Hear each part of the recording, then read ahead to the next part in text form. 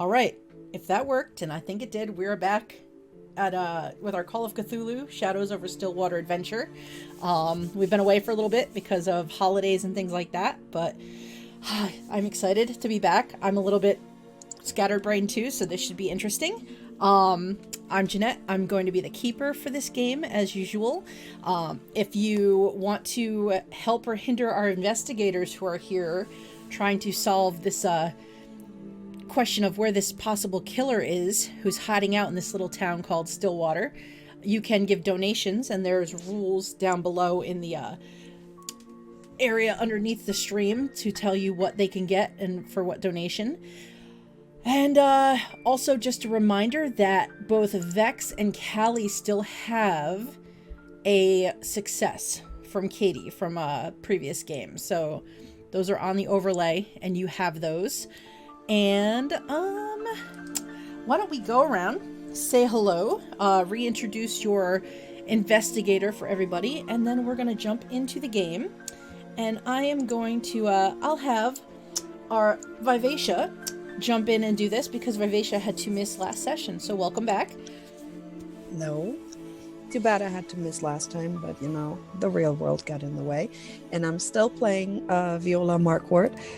She is the good doctor that I guess slept through most of the last session.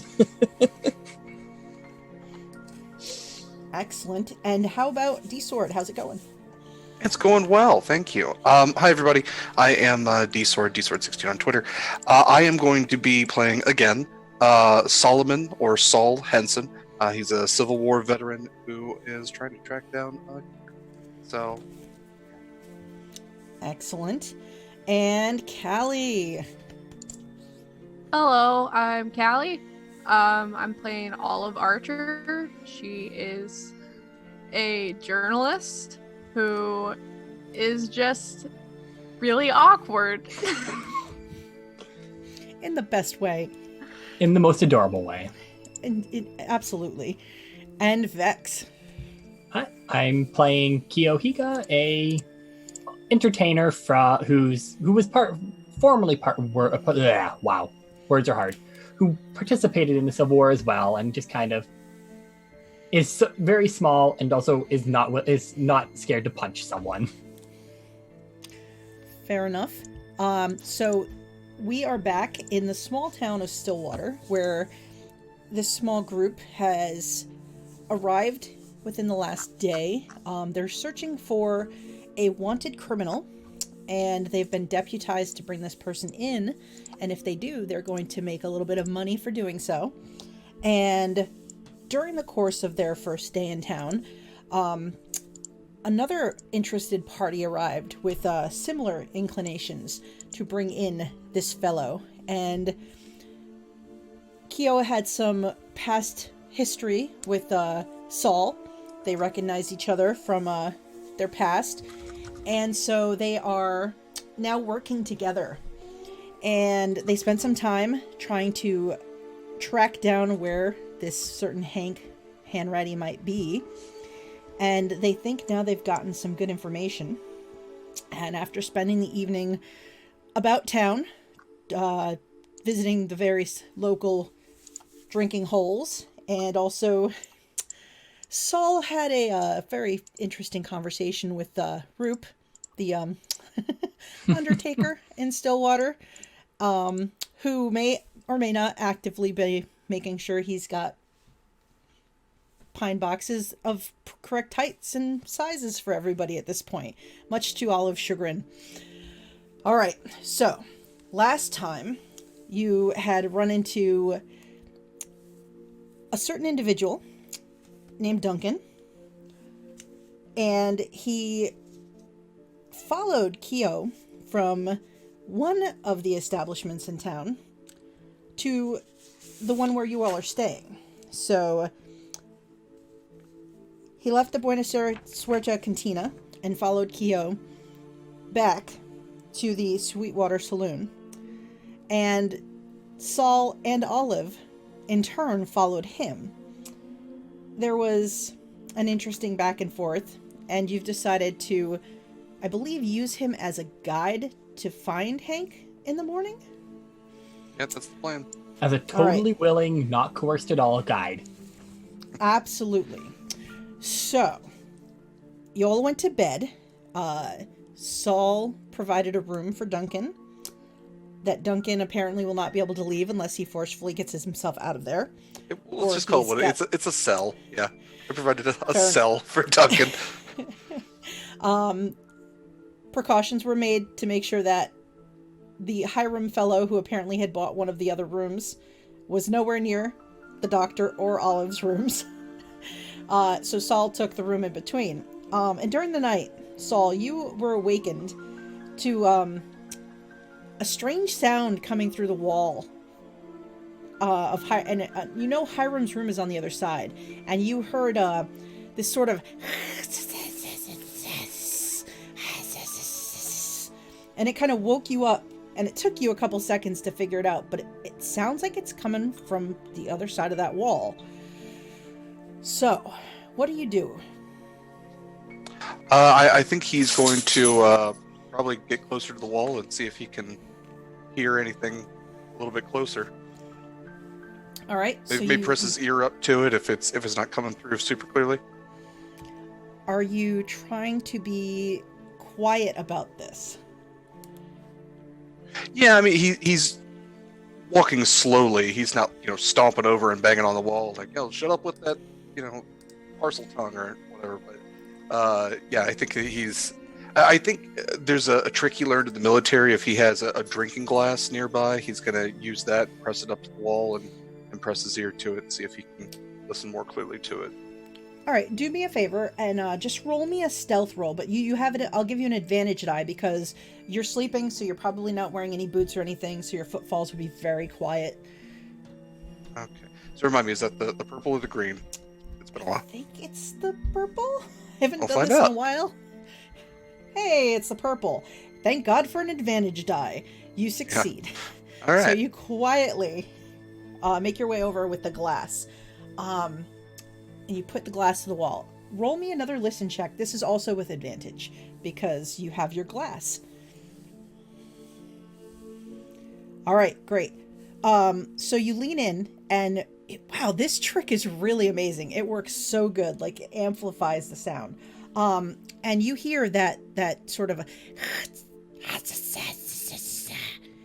and then a pause and then a different connotation of like a deeper and then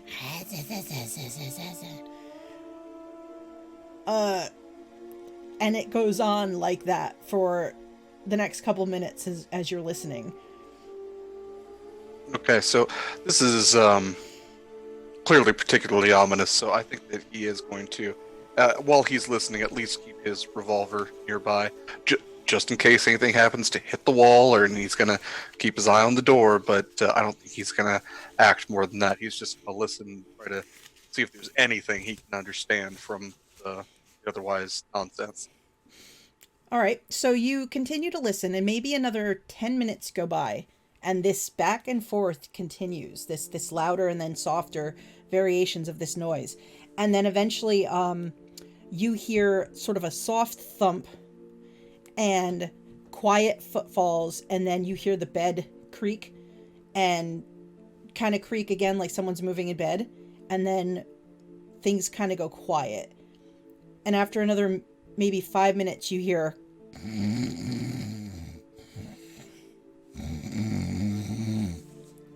and this sounds like someone snoring. All right, well, then I guess the show is over.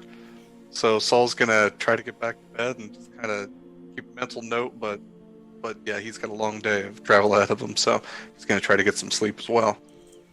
All right, so you nod off to sleep, and the rest of you sleep through the night. No, nothing disturbs you unless does anyone have any inkling to get up in the middle of the night for anything, or are you all right with moving to morning? All right, so when morning comes, you are all woken variously from sounds of just the downstairs kind of bar kind of kicking into gear. You hear the thumping footfalls of Samuel. You hear him yelling for Jason to get out of bed and to get himself over to get some fresh bread from across the street, and just the town kind of starting to come to life first thing in the morning. And what do you all want to do today? Very clearly breakfast first. Breakfast, and let's see if we can reconvene, especially since I missed a whole bunch of stuff sleeping. So maybe we can all meet up for breakfast and just talk over what we got so far and make a plan. Yeah, I think that's a good plan. I'll let Duncan out of his room and invite him to breakfast with us. So as you go over to Duncan's room, the door is like, and then you open the door, and he's like, "Oh, hey, Sol, thank you so much. My door got stuck. I don't know what happened." It's these old doors, my friend. They tend to get stuck from time to time. Do you care for some morning food? Are you buying? Sure. Then yes, indeed. I could do with some morning chow. All right. He just kind of moves past you, looks at the door. He's like, "I'm going to let Samuel know he needs to get that fixed." And he makes his way down the stairs. Thump, thump, thump, thump. And we'll, Oh boy. We'll wait for the ladies to join us, but I will at least return Duncan's key to Mr. Phibbs, the owner. He takes the key, and he's like, "Just let me know if you need the room again for another night." And Duncan looks up, and he's like, "We'll find out. I think I'm helping these folks find a gentleman today, if I remember correctly." That is correct, Duncan. In fact, you are. Ah, good. I wasn't sure if it was for real, or if I was just imagining that I got myself a new job for the day. But I'm excited for this endeavor. Alrighty then. Mr. Phibbs, coffee and breakfast for the table, please. Of course. Let me, Jason, get, eggs, sausage on. Oh, I already got it going, sir. Alright, where's Patsy? Get the girls, if they're not up yet, go rustle them up. We got a full house this morning. And, he starts working behind the bar right away. So, you, haven't seen Hiram at this point come down at all. So what else are you doing as breakfast is being prepared? You see Jason kind of in and out of the kitchen. Samuel's sort of, getting some plates and things and silverware ready. And eventually you do see the girls come in, and kind of start getting ready to start the day. Well, I'm definitely gonna ask my friends. So, how did your day go yesterday? Fill me in. What happened? Certainly. Well, first of all, Doctor, I do want to introduce you to Kiyo here. She's a friend from quite a long time ago, and she actually has a similar goal to ours in apprehending and finding, rather, Mr. Handready, and I will glance over to Duncan and make sure he didn't catch the apprehending part. So she is going to be accompanying us as we go out. Duncan here is a friend of Hank's. Hi. Yep. So Hi. he's going to be guiding us. We did get some information as to where Hank might be. He lives over that way, like a couple miles outside of town. That's right, south of town. Yeah, we did stop by the Buenos Aires Cantina. Kiyo did punch Duncan in the face, but we're friends now, so we don't need to worry about that now. Oh yeah, see this right here, where I got like this big bruise right here. Yeah, I don't understand where it came from. It came out of nowhere, but yeah, right there. Look at that. See? Yeah. For context, Kiyo is a 4'8" woman with one arm, and is currently dressed in traveling gear, her traveling outfit. So, really nice looking leather boots, duster, that kind of stuff. But she also has a very nice parasol tucked under her one arm. Well, whatever happened, I have a feeling you deserved that one, Duncan. Very nice to meet you. Mrs. Kiyo? How would you like to be addressed? Just Kiyo is fine. Ah, very well. I'm Viola. It is nice to meet you. The more the merrier. So, Duncan is going to help us? I'm gonna help you. Alrighty. Amazing. Did we have any other encounters where people got hit? Or was that all of the excitement? That was the majority of the excitement. We did speak a little bit to the Undertaker, who was able to give us some actual quality information. Aside from that, I believe we stopped at the general store and spoke to the owner, Miss Caroline Hunter, and her son. Aside from that, I don't believe there was anything too out of order. Did you guys find out anything about the missing girl? No, I don't believe we did. That's still a mystery at this point. There are That is so sad. So sad and so Indeed. young. there are a few mysteries Oh, yeah, that little one, she went missing a while ago. I think that she got absconded with. Yep. And who you I think mean- absconded her? I mean, I think it might have been could have been somebody in the hills who she was wandering in the wrong place, wrong time. Or, her daddy owns cattle ranch, and if there was somebody that maybe he was out of sorts with, I mean, maybe he took the daughter just because it was, oh, well, I'll take your daughter because you're out of sorts with me. But I think she got absconded with. All right, Miss Olive, have you learned anything new that would be interesting to know? Well, she kind of scooches over a little, so she's kind of like pushing Duncan to the side, like, you know what? All right, I heard enough from this. Just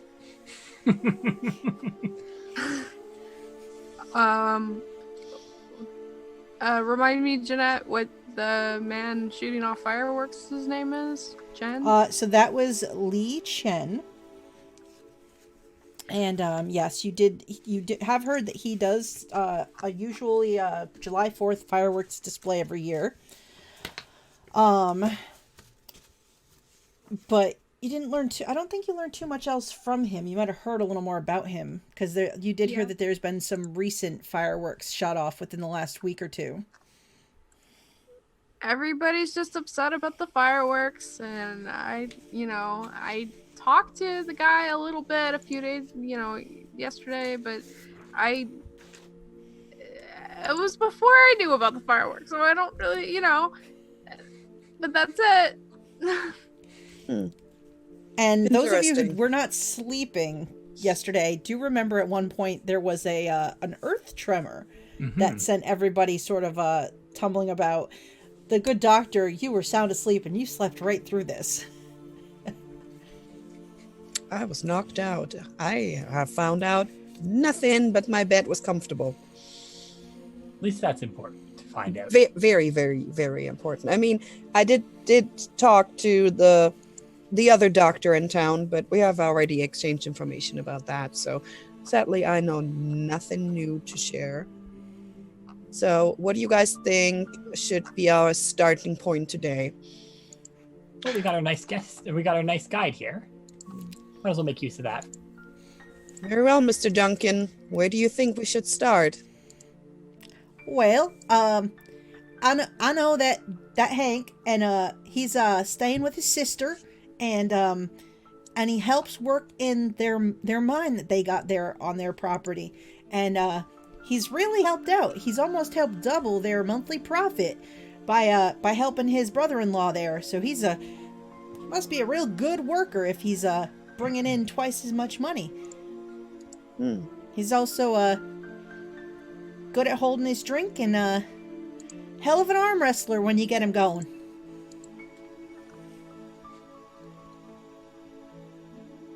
So, but yeah, that's about all I know. I mean, he's just been working hard, as far as I could tell. So we got the house, we got the mine. Any other places he likes to hang about? Well, every couple weeks, him and his brother-in-law Luke, they come into town and they tend to hit up the drinking establishments and kind of just unwind a little bit because you got to make sure you make time for that. I know I make time for that. But other Very than that, clearly. they mostly stay out on the family land there, and they just keep themselves to themselves. And Luke's wife June and their little one there, Mark, they just all stay out there together. Does he seem to have any lady friends or anybody else aside from his family that he hangs out with? I don't know that I've seen him with any regular lady friends. Patsy, you spend any time with Hank? And you see Patsy look up and she's like, no, I don't know who that is. And he's like, oh, all right. No, I don't think that I know anybody else that spends time with him. All right, so you guys want to hit up the house first, or would you like to check out the mine first? I figured we would let Duncan at least take us to the general area and then make our best guess from there. Oh yeah, because their house is like, so their house is kind of in this little like gully area, and then the claim, their mine. So like, there's this little path that's big enough for like them to take like their horses up and like a cart, and it's like a little over half a mile up the hill and in the slopes up there, up above the property where the house is.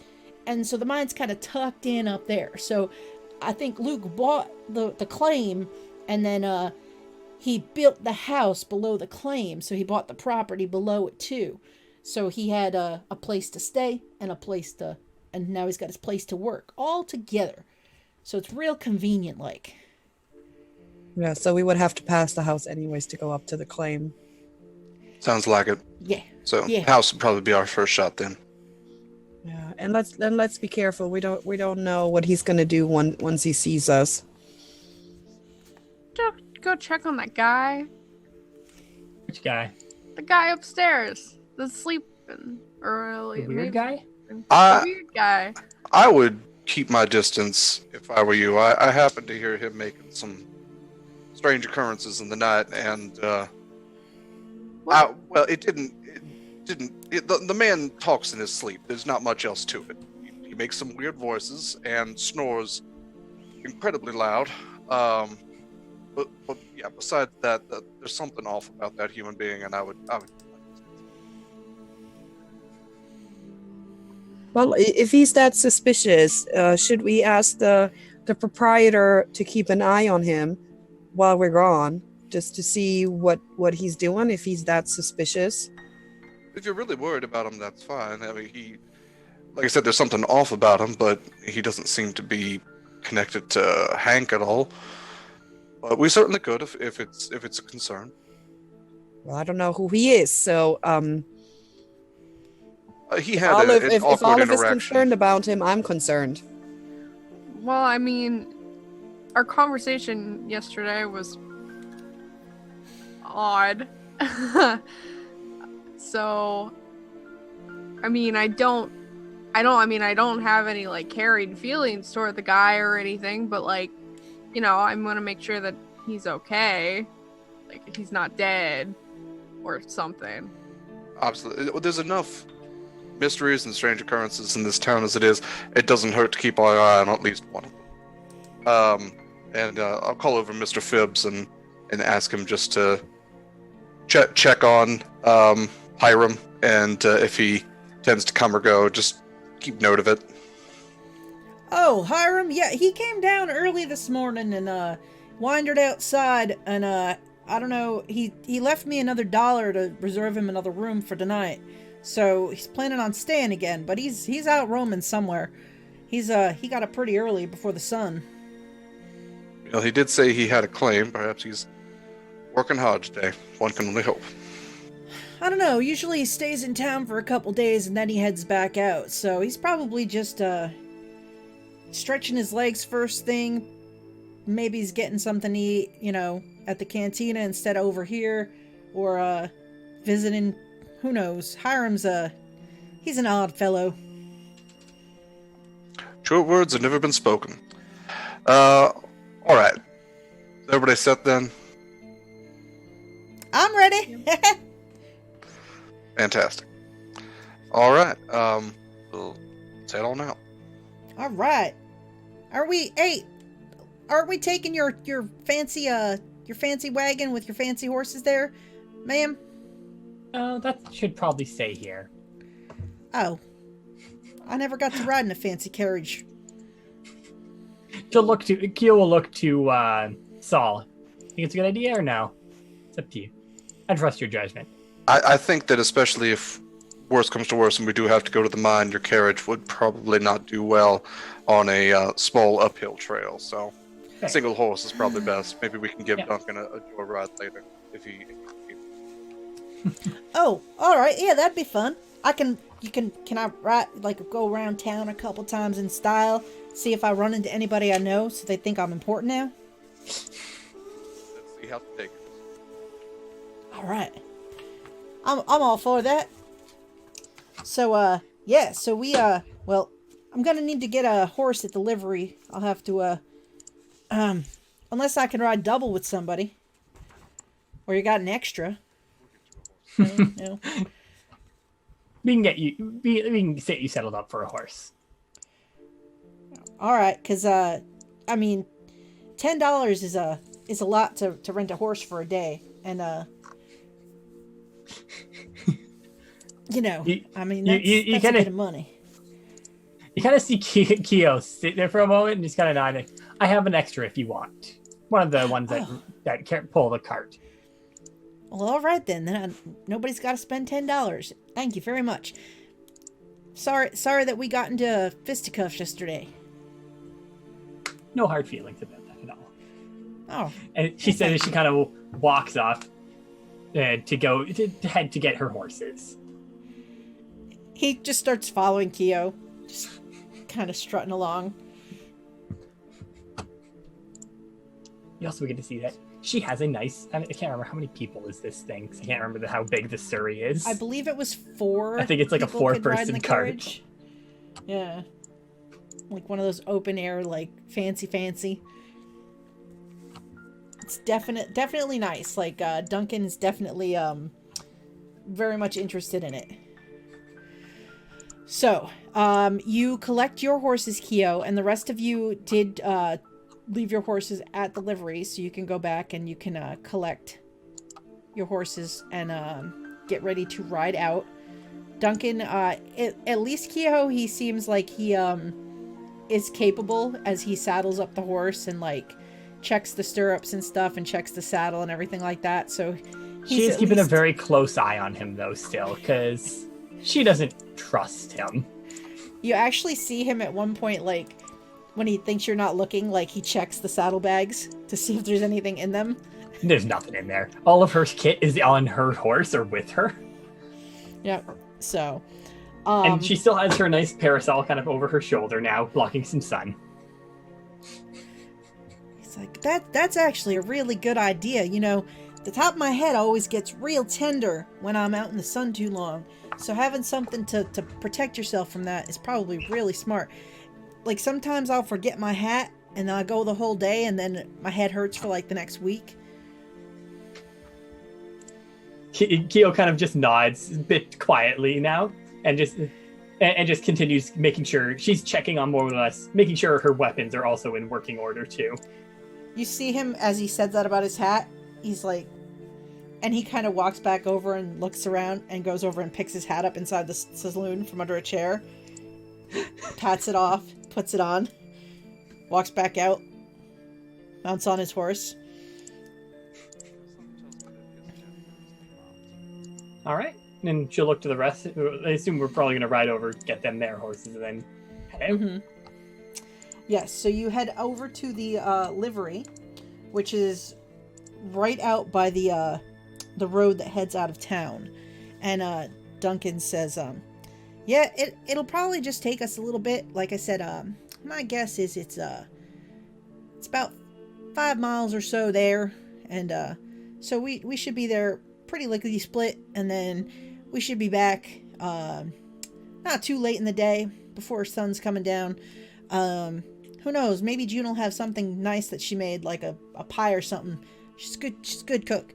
When we visit, maybe she'll give us some lunch before we head back. And as you all are preparing to leave and getting your horses and getting mounted up, everybody roll me a spot hidden check, please.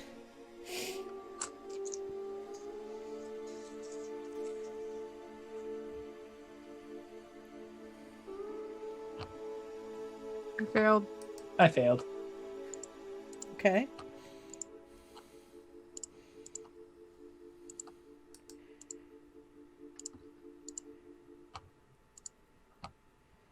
How about the good doctor?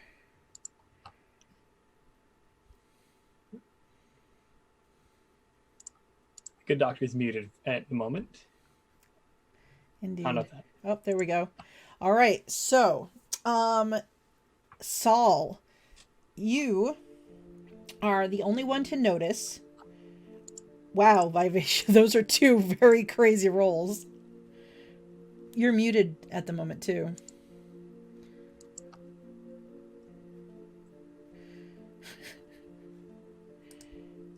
Technical difficulties? Nope, muted.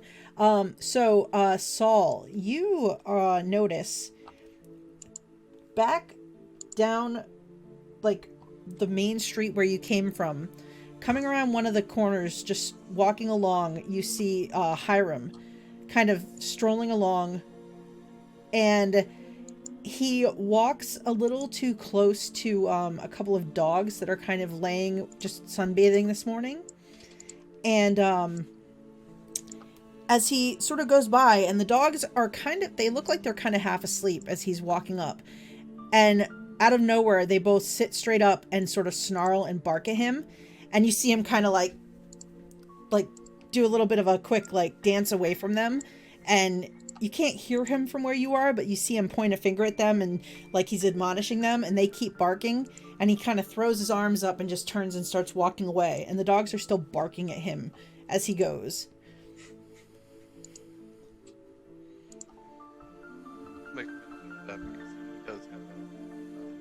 And You're a little quiet.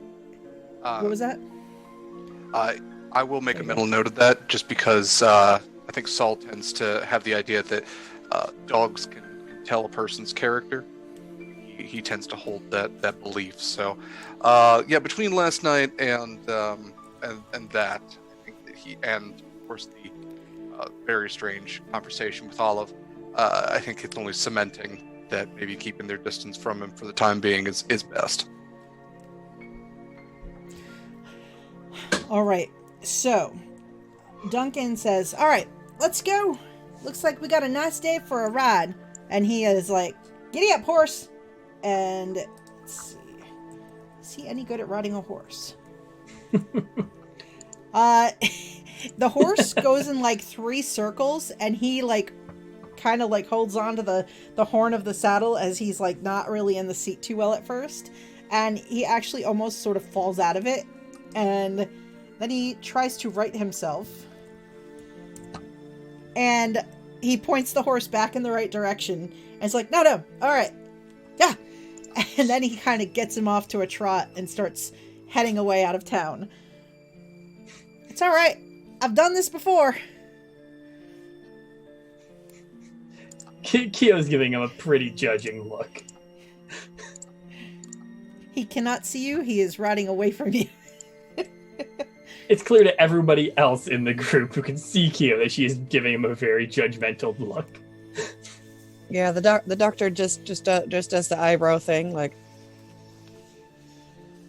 all right, well, let's get the show on the road. And I know that the doctor will definitely try and look around. She kind of still has the figure that we saw on our ride in the back of her mind, because she's kind of not able to let that go because we never resolved that. So she kind of keeps an eye out to see if she can, spot anything similar, just because it's still kind of haunting her. All right, so you can just, if you want to roll me a spot hidden for your trip out to this this homestead, and that'll be like keeping an eye out. Okay, so So the rest of you follow your dear friend Duncan, who, after his initial trouble with getting the horse to go in the right direction, he seems to have recovered himself nicely. And he heads out, and if anybody wants to just to check on him that he's taking you in the right direction and things like that, you can roll me like a natural world check or a straight intelligence check if you don't have natural world, just to sort of get your bearings. Navigate if you have navigate.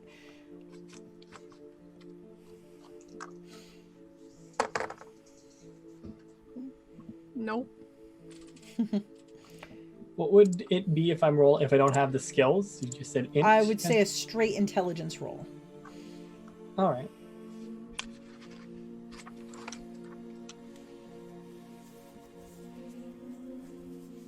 I think mine passed. All right. So both Sol and Kiyo, you are confident that at this point he is not trying to like lead you astray. He takes you out on the main road a ways and then breaks from the main road, but you can see signs that this is a somewhat traveled path. It's not like a heavily traveled road, but you can tell that somebody comes and goes this way at least often enough to have like kind of left imprints and markings that they come through here. And every once in a while, like you see maybe like a week old like rut from like a wagon wheel, because maybe it hasn't rained in a while here at this point. And you travel for a couple of hours. You don't run into any trouble along this way. It seems very quiet and just sort of a nice ride. And Duncan every once in a while just starts kind of singing out loud if nobody stops him, and sort of, if he's not singing, he's humming. And he seems to be generally enjoying this little excursion, like he's having himself a very good time. And he just rides out at the front. If nobody rides up to ride alongside him, he'll just keep going at the front of the group. Kind of, it seems like he's enjoying this. Like, he feels rather important today. So the rest of you have any conversations or anything, or do you kind of just ride along and just kind of quiet contemplation? What are you guys doing on this journey? I don't think I'm going to ride next to Duncan. I'll ride behind him, especially since I have my a Winchester Centennial draped over my lap. Yeah, I mean, if anybody rides up next to me, I'm certainly could probably talk to him, but I want to give Duncan just the semblance of importance today. He is important in a certain way. He's important in one way. That's right. Not the way he realizes, but... Yeah, Viola is still preoccupied with looking for the figure that we saw. So she's not really seeking out conversation right now, since she's paying attention to her surroundings. Okay. And how about Olive and Kiyo? Olive's looking around. She's like holding onto the horse, but trying to take notes. And they're like stupid notes, and they're like, Duncan thinks he's important. Probably important to make him feel important. Underline. Question mark? I love Olive. And Kiyo's is just generally pretty quiet, so... Alright, so as you're riding along, and you travel at as you're coming up about maybe an hour and a half into the ride, and Duncan yells back at one point, not too far now, there's just another rise up ahead, and then we should be there lickety-split. And he kind of spurs the horse to kind of pick up the pace a little bit. You notice, all of you at the same time notice that rumbling again, that tremor of the earth, and it starts to kind of shake and rumble under the horses, and the horses kind of start to get a little panicked. So everybody needs to roll me a ride check. Ooh. As the ground starts to shake dramatically. I'm liking this session. It's actually like playing into my character's strengths. Yeah, I'm pretty good at that too, so... How did Olive do? I rolled a 46, so I don't think that makes it. Okay. I don't have it. And I passed with 2 degrees success. So All right. So, and don't forget, if you roll and you get close to the number that you need, you can always spend luck to try and clear that gap in order to make it a success. Also, you can, if you want to try and push a roll that you fail, you can tell me something you try to do that, like, both Olive and Viola, at this point, you realize that you're very likely about to get thrown out of your saddles because the horses are panicking and the ground is shaking pretty violently. So if there's something you wanted to attempt to try to stay in the saddle or not get thrown, or to try to land without getting hurt, you can tell me what that is, and then you can roll again. The catch to pushing the roll is it makes it so if you fail it again, I get to give you maybe a bigger consequence than you might have had if you didn't push it. I'm not gonna push it. My dice is for rolling like shit. I'm not gonna do that. Is there any way that I, as character, could assist? I would say you got a success. So I would say if you want to try to assist, I would give them an advantage die on the pushed roll. But if they fail the pushed roll, then something bad happens to both of you. Because in your trying to assist them, you're probably getting into a situation that's a little dangerous for yourself. Okay. I'll take that gamble if you want to. If somebody wants to push their roll, or what do you guys think? I'm gonna just lean forward and try and hold on to the mane and try, because I'm guessing the horse is kind of rearing and kind of getting up, and I'm guessing that would give Sol a chance of maybe grabbing the reins and trying to calm that horse down. And now I'm probably gonna fall flat on my butt. well, Is it purple or green again? So it would be the purple because you're going to get an advantage die from the assist. Oh, so I should have been rolling green before? Green will, yeah, green. Usually it's green because it'll give you just the one straight roll. The purple Oh, gives so you so like so I've been rolling the wrong thing the whole time. Yes and no. It's still a fair roll. It just gives you multiple successes and failures depending on if you have 1 or 2 bonus or disadvantage dice. Oh, for Pete's Oh my sake. goodness. All right, so I am so sorry. I'm probably gonna land on top of you. It's all good.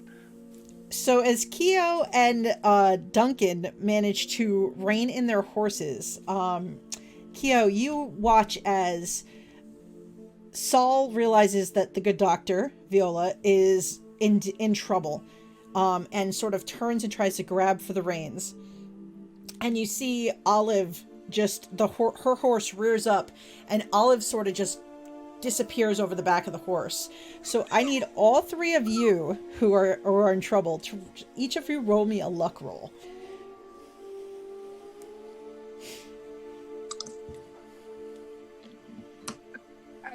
I have a 75 and I got a 72.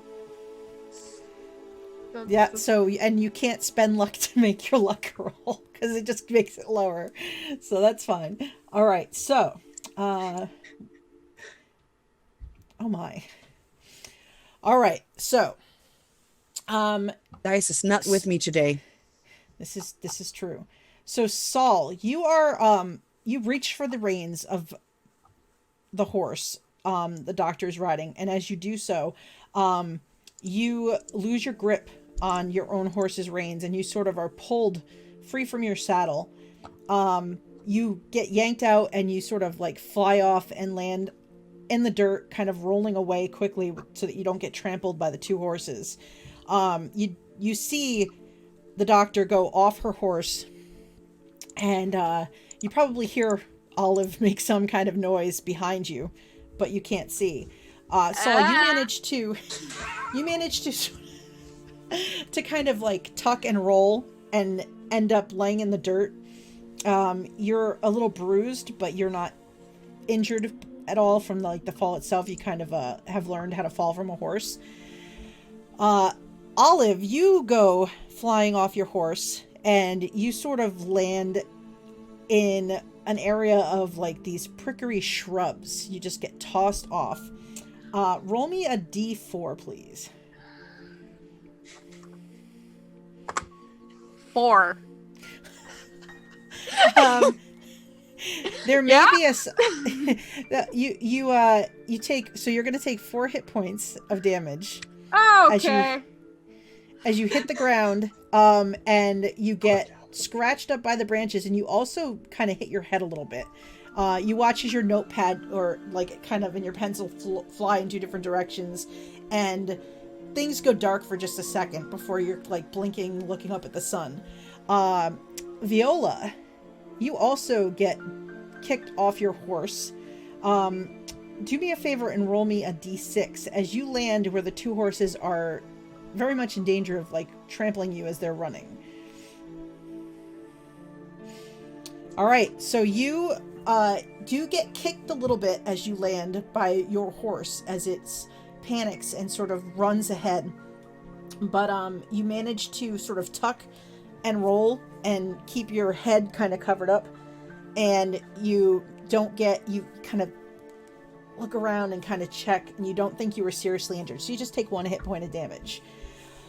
So Kiyo, as you and Duncan wheel about, Duncan he sees the horses of Sol and the doctor Viola heading off, and he's like, I'm gonna go after them. He points back in the opposite direction where Olive's horse is running the other way. Somebody may want to go catch that one right there. I'll be back. And he Kiyo immediately more or less wheels around and goes for the same after Olive's. So I'm fine. Olive says, and there's a welt on her head where she hit her head. I barely passed, but I passed. That's all that matters. Nice. So Duncan spurs his horse forward and rides after the other 2 horses.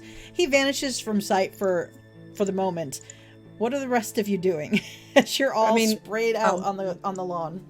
Yeah, I'm gonna go ahead and go check on Olive and see if I can do any first aid and check up on her and see how she's doing. I was gonna check on the doctor first, and then Olive with the like prickles sticking out of her and welt on her head. I was in the war. I got the doctor. Somebody go catch these horses, because you don't know what Duncan's gonna do with our horses. I don't think he has his horses. I think Duncan's going to collect his horse. Duncan went after both Sol and Viola's horses. So the only one on a horse is Kiyo, who went after Olive's horse that went in the other direction. Oh, crut. Right. So if the doctor has Olive in hand, I think I'm going to break out the binoculars and just try to keep an eye out for Duncan and hope that he actually comes back. I mean, all else fails, at least we still have 2 horses. All right, so the doctor, yes, doctor, if you would like to try to do some first aid on poor Olive, who comes out of the bushes and has like all these like pieces of bushes sticking out from the hair. The hair is a bit tousled. Just that sand and everything all over the place, and dirt, and those little barbs like that when they stick, they kind of like, you keep finding them even after you think you picked them all off. Like you see those little birds. Those things are the worst. I hate those things. I make the joke, we call them Velcro plants because they stick to everything. Mm-hmm. So I'm going to talk to her while I'm looking her over, and I'm like, well, that was a good, nice tumble, and just look around, and I'm guessing it's just a plain roll of first aid. It's going to be a straight first aid roll, so you're doing like the finger across the eyes. Look here. Yeah. Checking to see if she's concussed. All right, so you check her out, and you sort of check the head wound. It didn't get cut open. It's just like a lump. You figure if she puts like a cold compress of some kind on it at some point, and tries not to go to sleep for a little bit, she might be okay. Also, she'll get 1 hit point back from the first aid. So Olive gets a hit point back. Yeah, so I'm gonna take off, that little bandana handkerchief I'm having. I'm gonna put, some water on it, and I'm gonna put it on there and say, leave that there for a little bit. Yeah. Remember, I'm gentle. I'm not going. It's like gently hold this on there for a little bit, keep cooling it down, and please do not fall asleep on this horse. What horse? There's a horse? You know what I mean? We're gonna put you on the one horse we got once it comes back because you got your head busted. Are you okay? I am fine. I got lucky. I'm guessing, Sol trying to help, help me, so I am good. I am lucky, I guess. Now we just got to get our horses back. And what in the world was going on with the earth today? What was this? Somebody in town told us that earthquakes had happened. Actually started occurring somewhat recently, which is particularly odd. But we experienced one yesterday, and they said it'd been going on for some weeks now and hadn't occurred before that. So just tack it on with the other mysteries. So much crazy stuff. I did not know that this area was known for earthquakes. I don't believe it was. Well, Mr. Sol, can you see Duncan and the horses? That's a good question. Can I? Make a spot hidden roll for me. So you take a look, and you're kind of like giving a look, and then you see him sort of coming around this little rise, and he has the two horses. He's lashed them with a rope, and he's leading them back, riding on his horse. And as he comes up and he sees you looking for, he goes, Hey, look, I caught the two horses. Look at that. Well, that is unbelievable in several ways. I know, right? Oof. Well, I really Duncan, thought that they were going to make a run for it, and then I almost fell going over the little hill, but I managed not to, and I caught up to him pretty quick. This is Miss Kiyo. This is a wonderful horse. It's very fast. So I'm assuming I caught the horse because I ran off to catch Olive. Yeah. So you ran off. You caught hers. Hers was fairly easy to catch once it ran. It was just the one. So you're heading back as he's coming back the other way. Duncan, you better be careful. I'm actually starting to like you. Well, I like you too. I'll get back on my horse. It's gonna be real hard to shoot him later. What? A look passes over Sol's face. Duncan looks at him like.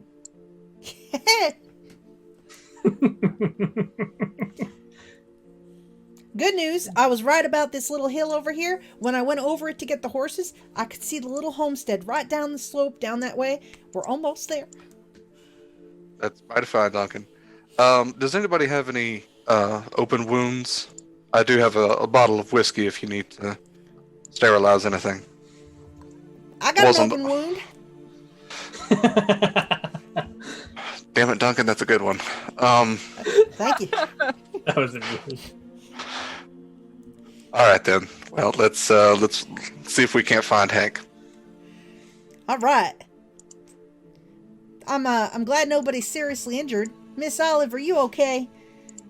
It looks like you've got a lump on your head to match the one on my cheekbone. Ow, that hurts. I didn't get hit by a girl.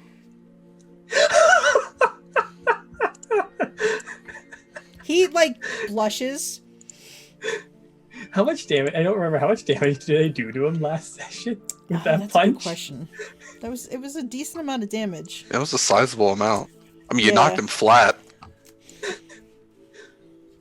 You did knock him flat on his rear end. I'm trying to remember if I did more damage than falling would have done. It was close. I'll have to double check. I'll have to look. But yeah, it was pretty close. It was a pretty hefty hit. Poor Duncan.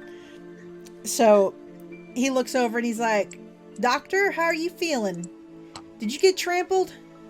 I thought you were going to get trampled. Oh, I might have, but Sol reached out and attempted to save me, so I was able to tuck and roll and I got away with, just minor bruising. That's Sol, man. You are the heroic type. You got me a room and you got me breakfast, and now you're saving damsels from falling off horses, or at least you're doing your best to do it and putting yourself in harm's way. Real hero type. I'm sure something like that. Nothing like you, Duncan. You're the hero today. Aw. Are you blowing smoke up my ass? It's okay if you are. I'm okay with it. I'd hope to get nowhere near there, to be honest. No, Duncan, I believe that. No, please. I bathe. I mean, it may have been a week since I last bathed, but I bathe. It's not a question of bathing. It's just a question of vicinity. Okay. All right. Okay. No one wants to see your ass, Duncan. I've decided that Olive should say whatever the hell she wants to say. Do it. She got hit in the head. Yeah. Kiyo will ride up to Olive with the horse. You good to ride, or? I'm fine, pretty lady. Perhaps you should tie your horses together. Yeah, as soon as she hears that, Kiyo's gonna kind of snicker a little and offer Olive a hand up onto her horse. Olive just have her notepad, she's just drawing circles on it. You're very quiet there. Okay. Is Olive just Well, drawing circles? can I with check her- over the horses and make sure none of them got hurt? Or we might all want to check our horses and make sure they didn't get hurt in the runoff. Yeah. You can roll first aid to check the horses, and yeah, D-Sword, you were a little quiet with your microphone that time. Okay. Check my audio settings here real quick. Yeah, and Kiyo will kind of hop off to probably be easier to get Olive up onto her horse from the ground rather than up on the horse. And Viola, you go over and you sort of check your horse and kind of do a quick assessment of the other horses in the group, and they look all right. Still a little shaken maybe and a little startled. Do you think you might want to just take it easy on them and maybe be wary if another tremor comes through? Just be very careful about trying to dismount or something before they panic. But otherwise, they seem no worse for wear at this moment. Yeah, I share that information with the others, that we might want to keep it easy on the horses, and if a tremor is coming, that we might want to try and dismount so that nobody else or the horses get hurt, because we don't want to get stuck out here with no horses. Well, we're close enough. The good thing is, if we get problems with our horses, I'm sure that June and Luke would let us, take us into town on the cart with their horses, because they got a couple of horses out and stuff like that, and they got a cart that they take to and from town. Yeah, and the doctor's just thinking in her head, you know what? If he knew why we're really here, he probably wouldn't think they would be so friendly. I mean, hey, they might be friendly until the point of when bullets start going. To make that obvious joke. But yeah, once Kiyo will also check over both the horses, make sure nothing, and then try and help Olive up onto her own onto Kiyo's horse. Olive, do you ride with Kiyo? I guess. All right. So you get yourselves kind of settled back in on your horses.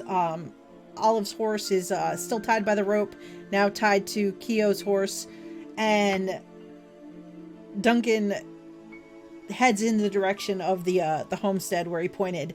And you come over the little rise, and you can see it kind of set down a little bit in this little gully. It's this little building, not too large. You probably think it's probably 2 bedrooms, a living space, and a kitchen space in there. You can see an outhouse behind it. You can see kind of behind it, you can definitely make out where the trail is that leads up to the mine. And as you're kind of riding in and coming down the slope toward the house, you see a young boy. You'd probably guess he's in his early teens, and he's sort of out front of the house. He looks like he's playing. He's got a long stick, and he's kind of running around and swinging it and kind of hitting a fence post out in the front. And as you're coming down the hill and he kind of hears the horses coming, he sort of looks up and sees you coming, and he's like, "Hey, Ma, we got visitors!" And then he just kind of gives a wave up the hill at you coming down the slope toward him. And Duncan's like, "Well, that there is June's little boy. That's Mark down there. He's a fine little boy. Helps his daddy in the mine sometimes." And as you ride in, you see a woman sort of coming out from the door of the little house and kind of wiping her hands on an apron and looking up in your direction as you're coming in. And she sort of walks up and puts an arm on the little boy's shoulder and sort of waits out in front of the fence for you all to ride up. And as you do, Duncan pulls up on the reins and he's like, "Hiya, June. I brought some newcomers to town. This is my good friend Sol, and this is Olive, and fine Dr. Viola, and this is Kiyo. Kiyo gave me the shiner. Everyone, this is June, and that there's Mark." June nods. She's like, "Hello. What brings you out so far? How are you? It's nice to meet you. Nice to make your acquaintance." Mark say hello, and he's like, "Hey there. How you doing?" Mind if I make your acquaintance, man? We actually inquired as to Duncan here. You see, he informed us that an old friend of mine happened to be staying with you, Mr. Hank Hanready, which I believe actually might be your brother. That's not my mistake. But he's an old friend, and we came into town looking for him, and we're wondering if he might be around today, if he's not here in your residence, if he might be up to mine, perhaps your husband.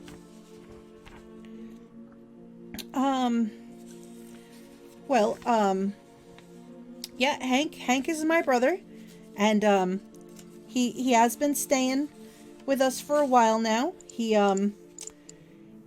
been helping Luke work the mine. He came out and he wanted to spend some more time with the family and maybe settle down and put down some roots, and he's been spending some time with Mark and getting to know him a little bit better, and just working real hard and helping us improve the quality of the mine and make a little bit better living. That's very nice. Is he around today? He and Luke are actually already up in it, and they headed up to the mine this morning to do some work before lunch. That's good to know. If it's not too much trouble, we might try to head up that way and see if we might find him up there. Oh, well, you could, or if you wanted to wait, and they'll be back down in just maybe another hour or so. If you wanted to wait, and I could maybe throw together some sandwiches or something while you wait, and because the mine, it's mines can be very dangerous. I mean, sometimes they take Mark here up and he works with them, but it's when they're sure that they're not doing anything dangerous or blasting or anything like that.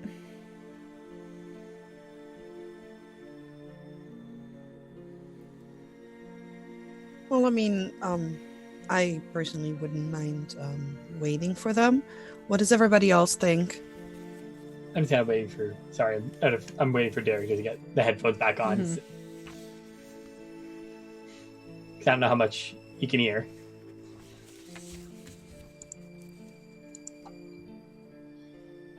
All right. Sorry, everybody. Is that any better? Yeah, Much better. Okay. crystal wonderful. clear. Perfect. Sorry for the technical issues. It's okay. Yeah. So we're trying to decide if we're going to wait for them to come back or if we should go up to the mine, because they're supposed to be back in about an hour. and I kind of want to have this as an aside to the party so that June can't necessarily hear, or Duncan really. Any of the people who we don't want hearing about our shady shit we're going to do. Any of the people we're not directly lying to. My direct concern is if Hank is wanted for the crimes that he is wanted for, he may in fact be a little jumpy, and even the sight of a few extra horses might set him off. He certainly has the opportunity to spot us from far away, and perhaps we might get a little bit of surprise if we find him in the mines as opposed to him walking through the front door and being prepared for us being here. Also, less people to deal with. A valid fact as well. Yeah. So yeah, Kiyo would even say, I've always been interested to check out this area. Maybe we should go up to the mines then. Oh, well, Your offer is, Kiyo will look at it, your offer is very much appreciated though. well, all right. Well, I'll, let me just go and I just put the kettle on. Let me go take the kettle off, and, Mark, why don't you come with me, and we'll, I guess we'll show them up to the mine then? Oh, I don't think that's necessary, ma'am. I'm sure Duncan here has been before, and he's acting as our guide today. Oh yeah, I've been up once or twice. I've come down and helped when they've had a big project or something. They need an extra set of hands, and I can make a little extra money. I can show them, June. Yeah, June, we don't mean to bother you at all. We don't want to be an inconvenience. You continue with your day. All right then. Just give them a heads up that you're coming. I don't want them to get surprised and worry. Duncan, make sure they can see you because they know you. And, yeah, I mean, I guess I'll make some sandwiches for when you come back down. That'd be lovely, ma'am. Thank you. Thank you very much. You're welcome. Mark, come on. And she takes him by the shoulder, turns him around. He's like, but Ma, what if I ride up with Duncan? And she's like, no, come inside. You're not riding up with Duncan. And she kind of leads him back toward the house, and she goes through the front door and shuts the door behind her. And Duncan's like, all right, well, it's about, like I said, it's about a half mile or so up that hill there, and we'll find it, and then we'll just announce ourselves, and you can see Hank, and kind of catch up and see what's going on. Sounds nice. Kiyo will kind of look to Olive just to double check, make sure she's okay enough. Kind of reach back with her arm, tap her on the leg gently, just, you okay? Mighty fine. All right. And she'll take the reins with her hand and kick the horse forward. All right. So Duncan will see you heading and getting ready to go, and he kind of kicks, come on, horse, and he'll head in that direction too. Everybody's following Duncan and Kiyo up the slope. Yep. All right, so you ride away from the house. You head for the little slope. You get maybe about 300 or 400 feet from the house going up the little hill, and you are all startled by the discharge of a shotgun from behind you in the direction of the house. Oh. Does anybody turn around? Yes. Yeah. Kiyo immediately wheels around. Olive turns All right. around as well. So if you wheel around in your saddles at the discharge of the shotgun, first thing you see is June standing outside the front door. The shotgun is pointed up into the air, and she just discharged around into the air. And then she is spitting to go back into the house. Everybody, just roll me ride checks again, as the horses are a little startled by the sudden discharge of this weapon. Yeah, I don't blame them. At least, I say, does Callie need to roll it since she's on the back of my horse? No, Kiyo, you have to roll it. Perfect. I got a 17, so I'm good. All right. Got you, Callie. I got you. I see the good doctor is having trouble with the riding. Do you want to try to push the roll as you your horse is again, like, and having been startled from the earth tremor, I think your horse is even more on edge, which is why you're having such a hard time controlling it. No. I'm thinking I'm just gonna fall this time. All right. Why don't you can either roll me a luck roll or a jump roll, whichever one is better for you for this one, because you're actively, like, kind of going into the fall.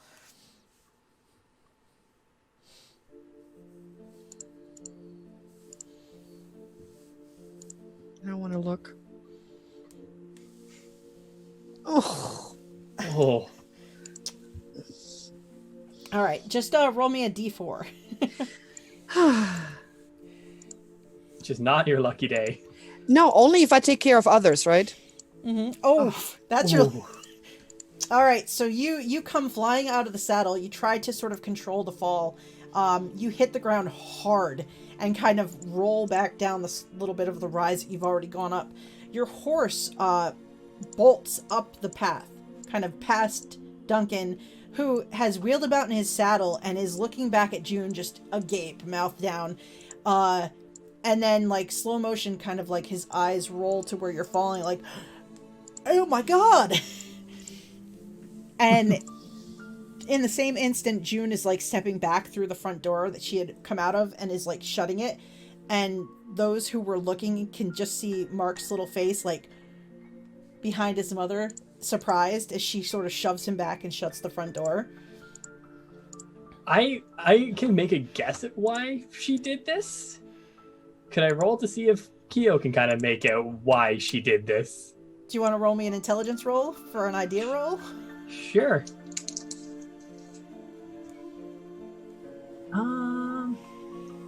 Passed. Yep. I think because it's against just straight intelligence, right? Or Yep, what? You want to get your intelligence score or below in order to succeed. Well, I've succeeded then. All right. So what is Kiyo's thought on this?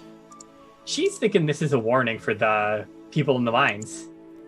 This is what my brain goes to, at least, in terms of it's loud, so it's noticeable, and she wasn't aiming at any of us, so... I'll say Kiyo maybe feels pretty confident in that idea. That's a pretty good idea as to what that was. As soon as she stepped in, I'm like, I know why she did this now. So all of you are still on the horses, except for the doctor, who is lying sprawled about 10 feet down the little slope, lying on the ground on her back, looking up at you. I'll dismount and help her up. So I'm guessing the D4 meant I took 4 damage. Yes. Can I do first aid on myself? Yes, you could. All right. Let's try that. Yeah, I'll say you noticed that you maybe gashed your arm pretty good in the fall. But you're able to kind of take and sort of wrap it, maybe, and quickly sort of take care of it. As Duncan is, like, twisting in a circle, like, looking where your horse went and looking back at the house. And he's like, What the hell's going on? What's shooting at? Well, I don't know, Duncan. You tell us. What is June shooting at? I mean, he looks up. I don't see anything. I don't know. Kiyo will kind of just say, I'm assuming that's her way of warning Hank. Would have been nice for Warn a him warning. about what? We're just going up to say hello.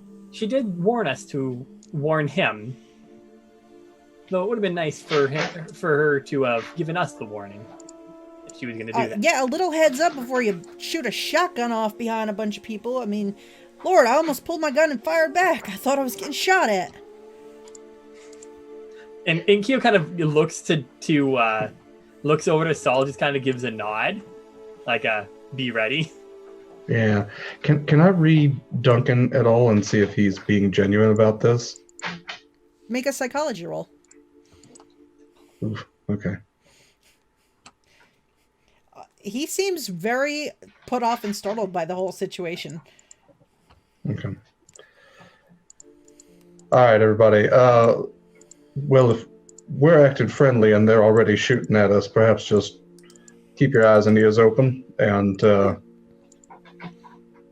Wait, was June shooting at us? June, was you shooting at us? Was she? What did we do? well, Duncan, how do you normally signal to them that you're coming up? I usually ride up and go, "Hey, y'all, Luke, Hank, are you there?" Like, So the shotgun is new. Yeah. I mean, my heart's racing. All right. Well, the discharge of firearms, much like you, makes me a little uncomfortable. So that's all I'm saying. I just don't want to get shot by accident. I don't want to get shot on purpose. Also valid. Damn it, Duncan. I just gotta say, I'm really enjoying Duncan.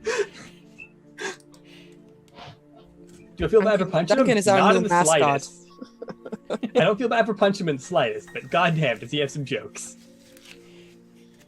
May have been well worth it because you got him to join the group. There we go. We've coerced him like the proper friends we are to him. You made him join Fight Club. You just don't talk about Fight Club. Yeah, we haven't talked to him about Fight Club. We don't plan to talk to him about Fight Club. Yep. Kiyo kind of start moving forward a bit with Olive on, still making sure Olive's okay still. I just picture Olive. Are we still going up? We still going up to the mine? We still need to find Hank, and supposedly that's where he is. All right. Well. Oh, and hey, at least look on the bright side. They know we're here now. So my horse went up towards the mine or down towards where June is? It headed up the slope away from the shotgun. And Kiyo will just kind of, she has Olive's tied to her. You can hop on for now. It's true. You have the extra horse. We have Olive's horse tied to Kiyo's. Like with my luck with horses today. But yeah, can Kiyo potentially hold both the reins so she's in charge of the horses? If I have no trouble with steering. I basically have trouble staying on. Yeah. Yeah. If Kiyo wants to keep the horse tied to her saddle, like she had it, then that's perfectly fine. Yeah, she'll do that because clearly it's just not the good doctor's day today. All right, so you collect yourselves. The doctor has bandaged herself up, and you don't see any more signs of June or Mark.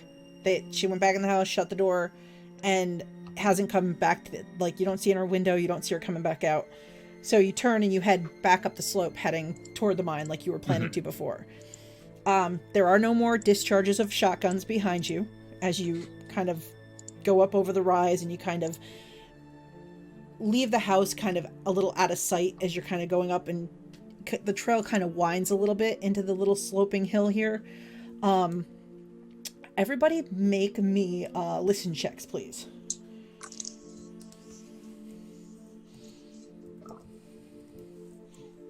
Ooh, that's a good roll. Ooh. I passed. I passed. Woohoo.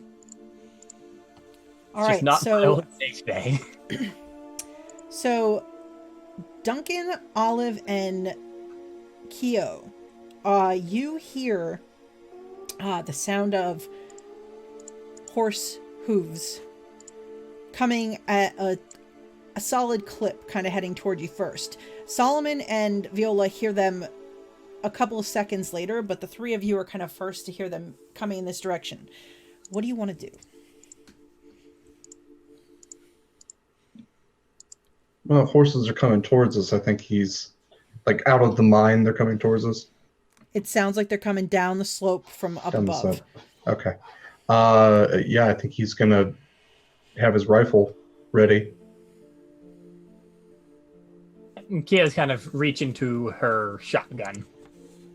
Just not drawing it out yet, but keeping her hand over just to be safe. If I see them doing that, I will put my hand on my revolver. Okay. I'm gonna make sure I got my rifle over, just chill, kind of laying over my lap, just not like I'm ready, but more like casual, or just in hand in your casual. lap. Since I don't actually have to ride anywhere, I And- just have to sit here. And Kiyo stops the horses, Yeah. too. Just because if they have to dismount quickly, best to do it while they're stopped rather than when they're moving. Do you say anything to Duncan, who he hears it too? You can see he hears it, but he sort of continues forward in that instant because he has no idea of what's going on here. Duncan, do you hear those? There's something coming. Yeah, I hear him coming. We're heading up to meet. Maybe it's they're gonna meet us. Maybe they heard the June sounding Deafening off down us. there, and they're coming to check on things. Well, sure. Yeah. It's Maybe you might want to let them meet us rather than coming up over unexpected. Oh, When you shoot, Kiyo will say, when you hear a gun, people tend to get jumpy. should I give him a yell, let him know it's me? Yeah, that'd be a good idea. Yeah.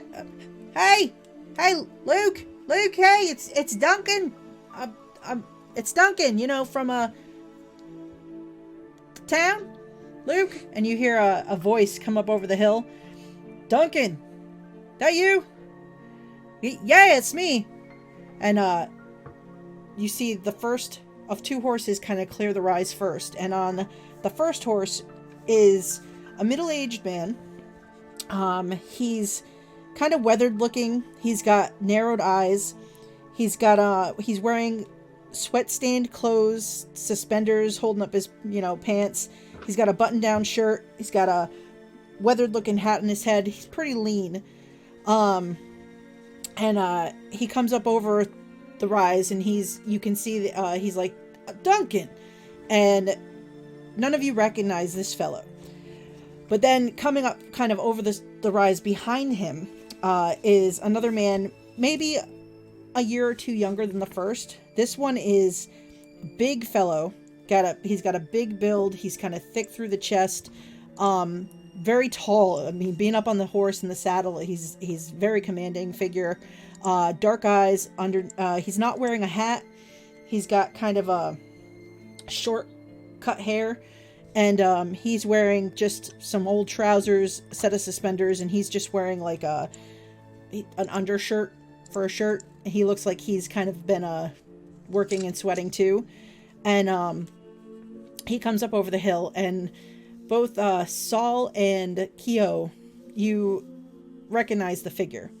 You can see he's older. He's probably got a few more wrinkles, a little more wear and tear on him, but you definitely recognize this figure and as Hank Henready as he comes up and over. And he kind of rides up behind Luke, keeps a little distance. He's probably back maybe about 5 or 6 feet from him, and he sort of looks at Duncan, and then his eyes warily kind of move across the whole group. And Luke's looking around. He's like, "What's all the noise? Is June okay?" I don't know. We told her we're coming to say hello, and she fired off the shotgun and scared the bejesus out of us. But these folks came out they were looking for Hank. Hank? Hey, Hank. Hank just kind of gives a nod, still looking from one to the next. Did you And Luke kinda fine gives you all a gentlemen look. see my horse by any chance? Oh, was that your animal that was running? It kind of bolted past us, and we figured we'd figure out what that was after we headed down. I wanted to make sure my wife and son were all right. Yeah, sure what was they're going doing on. fine. They are in the house. The shotgun just scared, as Duncan said, the living bejeebus out of us, and my horse took off. I just wanted to Well- make sure that the horse is okay and not hurt. It looked startled, but it looked all right. Didn't look like it was that I could see in the quick pass that it gave and ran past us. It didn't look like it was injured, just scared. Hello, I'm Luke Probish. This is my home. Here's my brother-in-law Hank. Though you're looking for Hank. Hank, these friends of yours? And Hank just kind of looks at him. He's like, looks back, kind of just nods his head but doesn't say anything as he's watching you all. What can I do for you today? Luke says.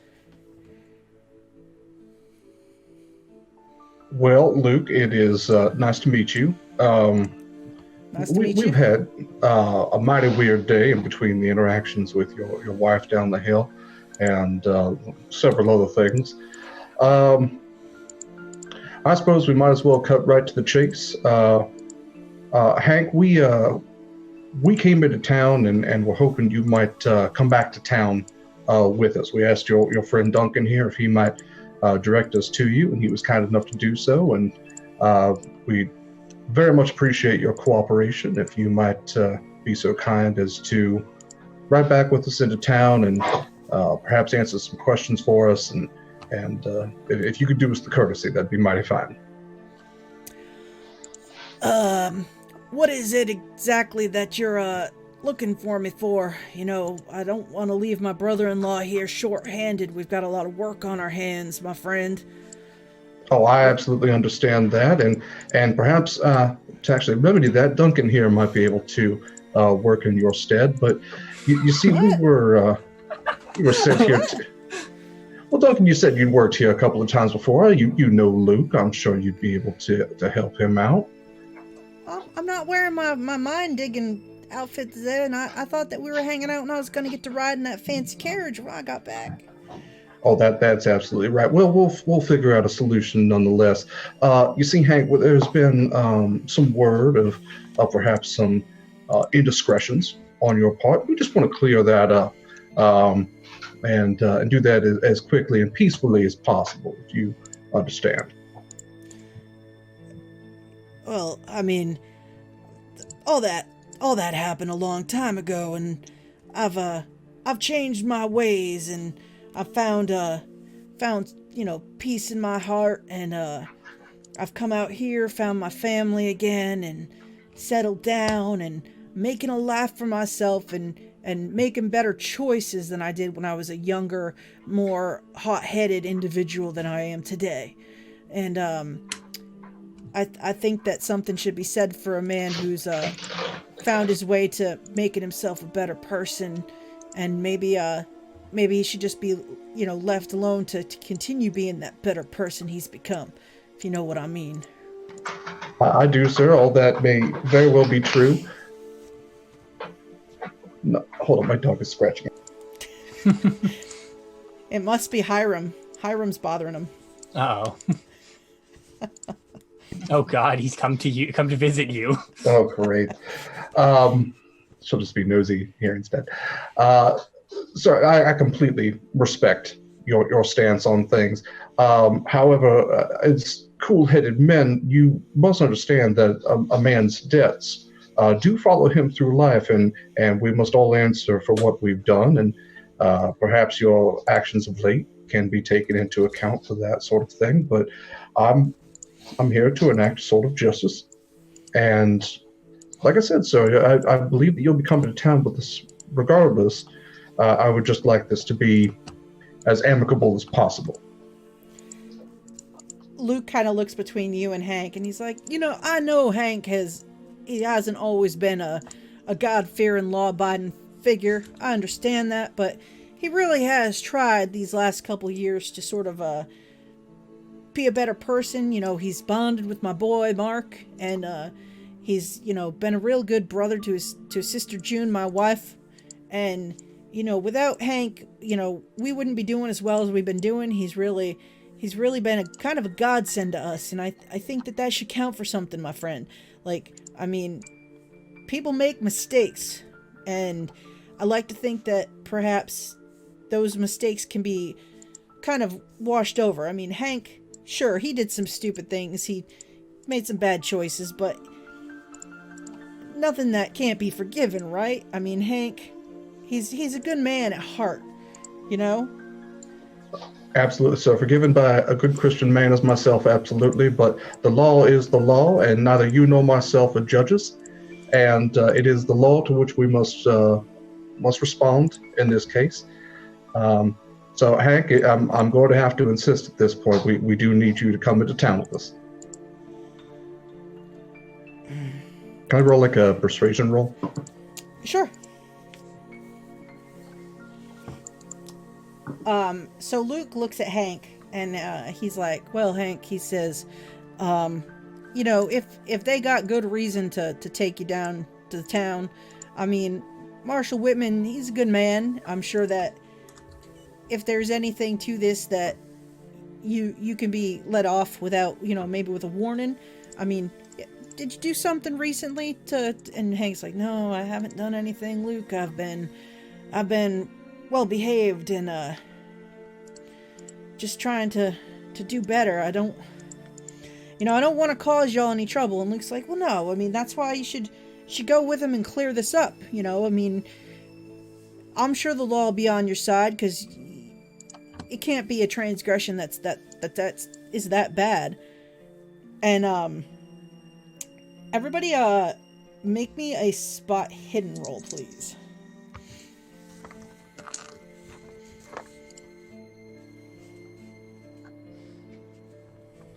I failed. Okay. How did I failed, but I'm gonna use my success that we got, the donation success. I feel like this is an important one to use it for. I don't know why. I'm just getting that feeling. All right. So both so Sol, you notice this first. Kiyo, it takes you a second, maybe a side eye from Sol, because you two have worked together before, kind of gives it away. But Sol, you notice Hank has kind of very deftly sort of unholstered a gun that was kind of in his saddle and has it kind of like on the side, sort of away from you. Like you pinpointed the movement and you saw it just. And Kiyo kind of in the last second, looking at Sol and then looking over, you see him kind of lower it. So you know he has it out of the holster and in his right hand, but it's sort of down along his hip now and out of sight. But you do know that Hank has now kind of drawn and has armed himself. He's not currently threatening or anything, but he's definitely got that gun in hand. The rest of you, Olive and Viola, you didn't catch sight of that, so you don't know that he has done that. And Luke, the two of you that spotted Hank, Luke is still, he's got both his hands still on the reins of his horse. He hasn't made any moves or anything like that. He's kind of trying to talk between the two of you. He seems calm. Like at first when he came over the hill, he was a little agitated, but now that he thinks June and Mark are okay, he seems to have calmed down a bit. And he seems kind of more like even-tempered about this situation. So, Hank, I think that maybe, I mean, if you wanted, you know, June and I can come into town with you. And Hank's like, no, Luke, that's fine. I don't need to worry about that. I just think that these good people should understand that they're getting involved in a man's life here, and maybe they should leave it alone. He kind of gives a solid stare down at Sol. Hank, I'm going to need you to holster your weapon.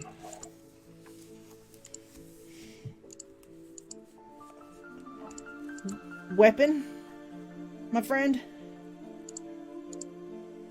Oh, friends don't draw on each other now. I ain't drawn on you yet.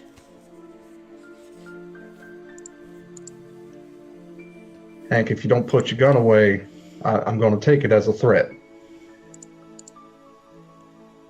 I'm not being threatening. I don't see the need to go to town. I think that we could resolve this right here so that I don't have to leave and lose a whole day of work.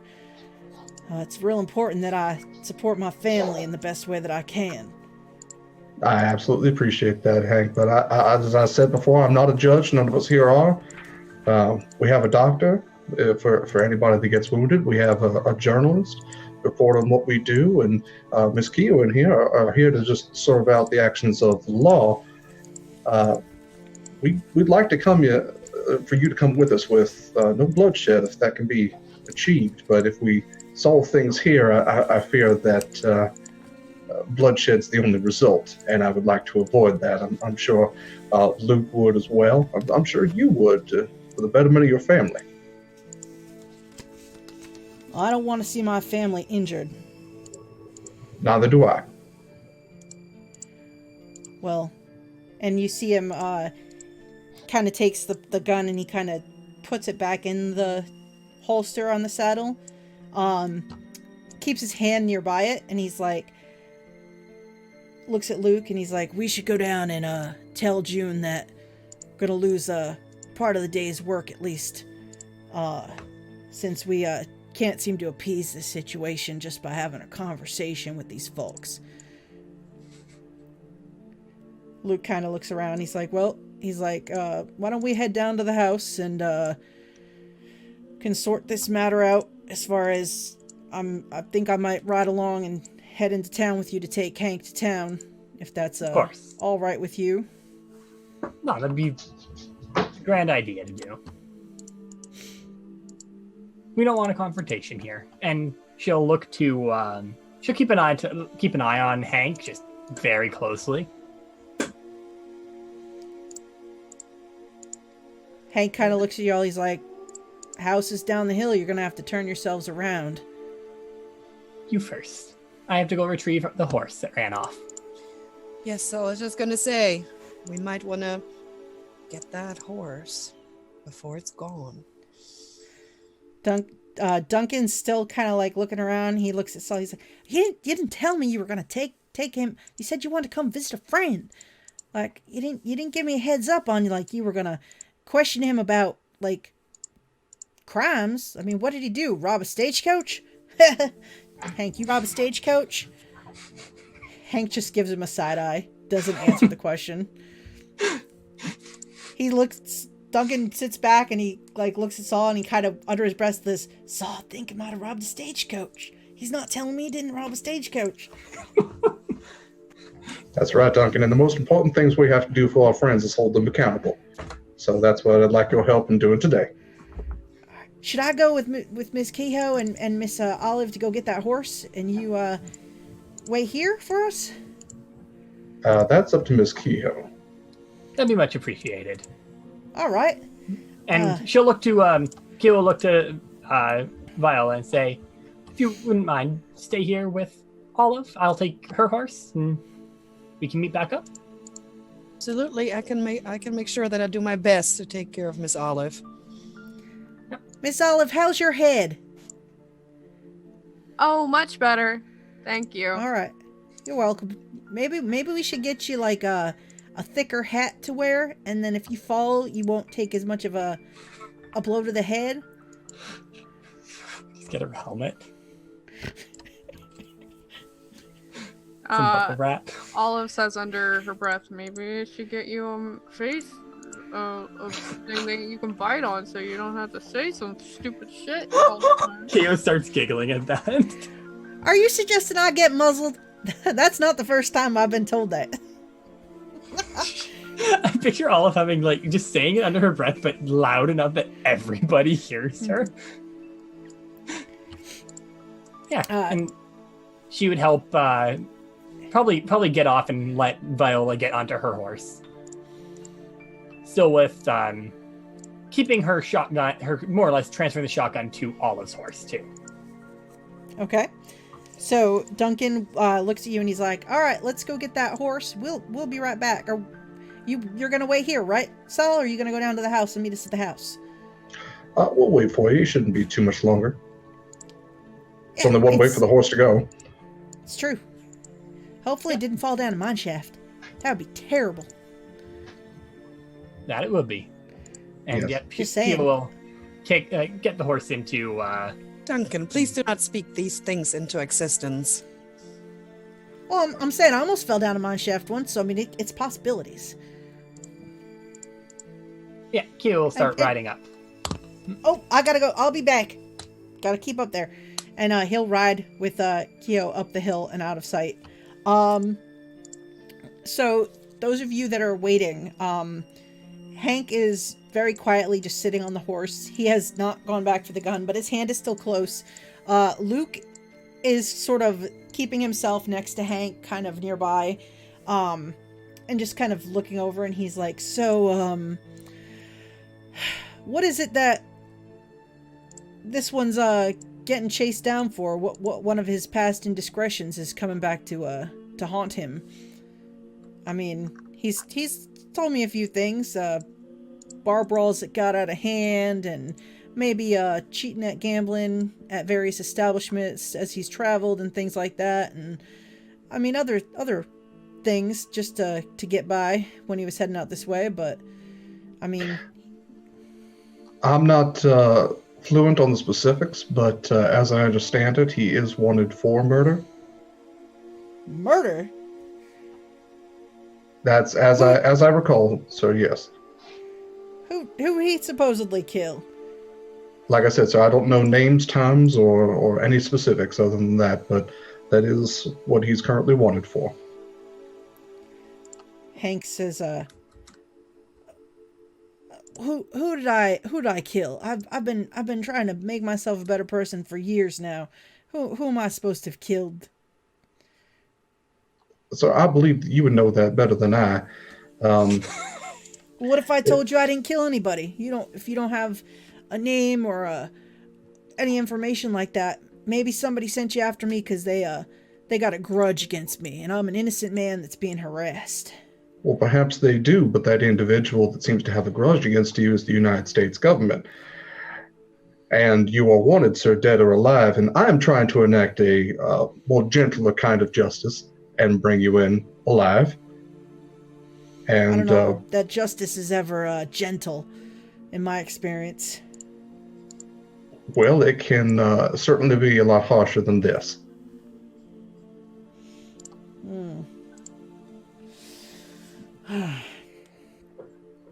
He uncomfortably moves in his saddle, kind of looking around. Seems just very tense and disgruntled by this whole situation. I mean, as one understandably should feel. Kiyo and Duncan ride up and over the hill, and it probably takes you about maybe 5 minutes to kind of find the horse. It looks like it made its way up and turned around at some point and started heading back down the hill toward you. So you see Viola's horse just sort of moving along, kind of stopping at clumps of dry grass and sort of chewing on it before moving on, because it's not very appetizing and looking for something else to chew on. It's startled a bit when you first come riding up, but it doesn't run from you when you get there. All right. Yep. Kiyo's gonna collect it, tie it once again, tie the horse to the saddle, and just nod Duncan, saying, "Good job." Well, I didn't do much but ride up behind you, but yep, at least we didn't have to chase it down the mine shaft. Exactly. See, look up there. And he points up the hill, and you can see where the opening of the mine is up the hill a little ways. That right there is the mine. And see, there's the cart, and there's the other horse up there attached, tied off. That's the one that they drive the cart with, and they keep their tools in that little shed over there. He's starting to kind of give you a tour. Kiyo kind of for a moment just says, "We'll get back. We should get back to the group, though. We don't want to keep them waiting too long." Oh yeah, that's right. So let me ask you a question. Yes. Were you in on it? Did you know this was not just a visit, and this was we're gonna come and talk to you about the law? I'm debating on if I should try and bullshit him or not. Yeah, she's gonna just be like, "Well, I had a suspicion, but I wasn't entirely sure. Sol's my friend, and I stand by him.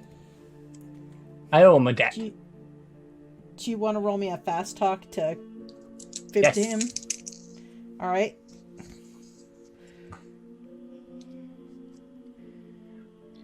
Fast talk. I did not succeed. How badly did you fail by? I failed by a degree. All right. So I needed a 10, I got a 20. All right, so he kind of gives you an eyebrow, like he's not sure whether or not he thinks you're telling the truth on that one, but he doesn't push the subject. Mm-hmm. He just kind of like, all right, well, we should get back. I hope June made sandwiches. I'm hungry. You and me both. Riding All right. always makes you hungry, and Well, everything makes me hungry. Yeah, and she'll get the horses a little kick and get them back there quickly. All right, so the rest of you are kind of sitting. It's a little uncomfortable. Luke seems fine. Like he seems concerned. Like you get the sense he's concerned about Hank and maybe worried for him. But he seems like otherwise he's not threatening or anything to you, or like he has any intentions to do anything about it.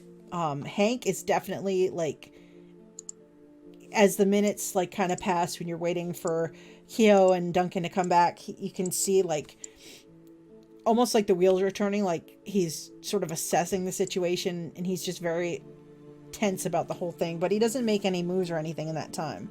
Do you guys do anything while they're gone, or do you wait the maybe 10 minutes or so for them to get back?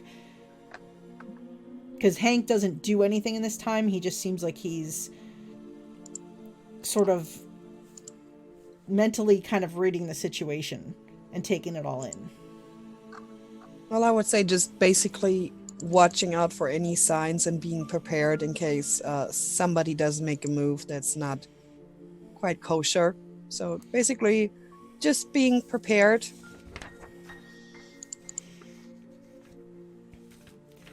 All right. So you all wait, and after a short order, you do hear the sound of the horses returning. Kiyo and Duncan come back. They have Viola's horse in tow. Duncan says, "We saw them on. Showed Miss Kiyo a little bit, but I know we got to get going. Like, now we're on a timetable, apparently. But definitely want to stop for sandwiches if we can. I understand if we can't, but I definitely want to stop for sandwiches if we can." About what time is it? So you left in the morning, probably a little after 9 or so. Took you a couple hours to get out here, so it's probably a little after 11, getting on to lunchtime. Okay. Well, Duncan, if you want to stop for sandwiches, that's your prerogative. I do think that we need to get Hank into town and resolve this whole mess as soon as possible. Yeah, resolve this whole mess. This misunderstanding that we got here, Hank says, looking around at you. Looks like it's all right, Hank. Like I said, we'll go back, let June and Mark know, and I'll go with you just to make sure everything's on the up and up. All right, brother? He's like, sure, Luke. You're a good man, Luke. And Luke's like, all right, well, let's go. I want to check on June. She's probably nervous. She's obviously worried enough about your strange faces to let us know that something was coming. So, gotta go check on my wife and my son, Of course. Then we'll figure this out. Let's go. Yeah. And Luke actually kind of kicks his horse and kind of heads ahead of the group a little bit. And Hank hesitates for a minute, and then he kind of gives his horse a little kick, and he rides up to keep up alongside Luke. So he's got the reins in one hand. He still has that one hand kind of at his hip. And as he rides by, he gives like a slow look to Sol and Kiyo as he passes, and then lets you all, if you want to, follow in kind of behind him. Yeah. Is that what you guys want to do? Yeah. Yeah. He is going to stay close to Viola and Olive, make sure, Okay. try to make sure they're okay kind of thing as they're riding. Duncan sort of like starts to ride up toward Luke and Hank, and then slows down, and then sort of like he's not sure where he should go, so he just sort of stays kind of in between and just kind of rides down the slope, like a little confusion on his face. As you ride down the hill and you kind of come back in sight of their small house, you see the front door is open again, and you can see June kind of she's kind of standing in the doorway, using the door kind of like partial cover, just keeping an eye on the hill as they're coming down. And those of you who are kind of looking that direction, you see she's not hiding the fact that she has a shotgun, though it's down kind of at her side. Mm-hmm.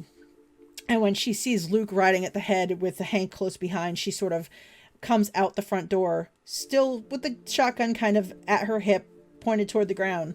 And she's like, "Everything okay, Luke?"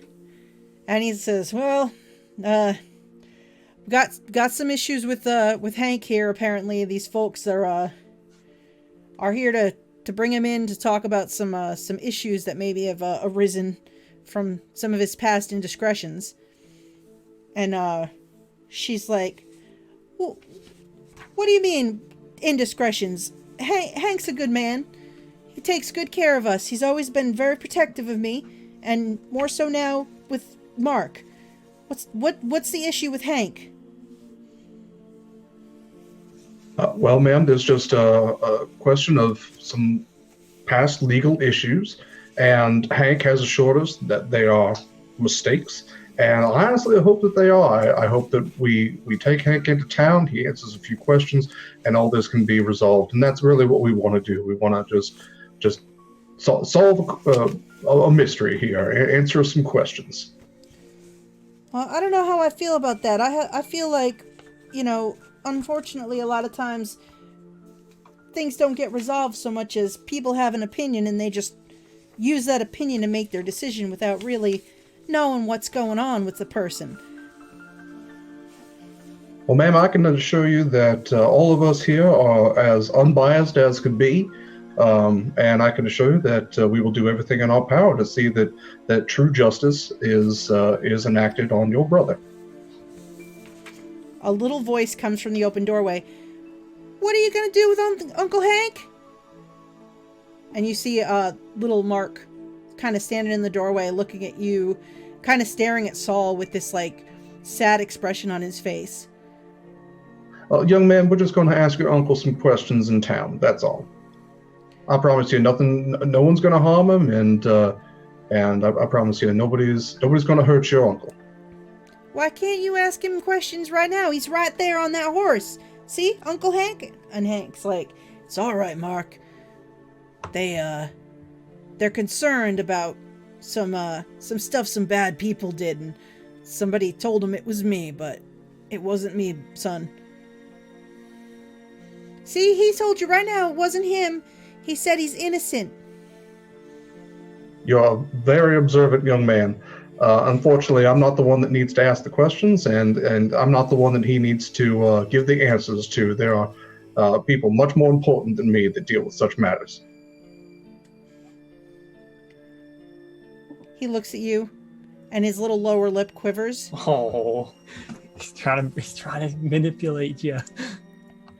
And you think so, and then he pulls his left hand out from where it's hiding in behind the door, and he has a rifle in his hand. And he points it at Sol's horse, and he's like, "Run for it, Uncle Hank!" As he points it at the horse, and you see his little finger going to pull the trigger. And we're going to stop there tonight.